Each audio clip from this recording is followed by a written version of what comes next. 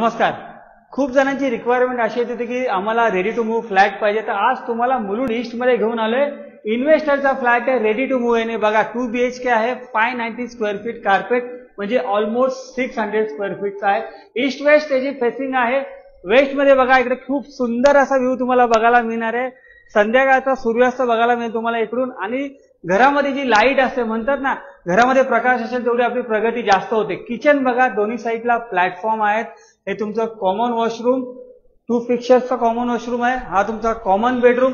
इकडे सुद्धा बघा विंडो बघा आणि व्ह्यू, सुंदर असा जो व्ह्यू मिळणार तुम्हाला मुलुंडचा.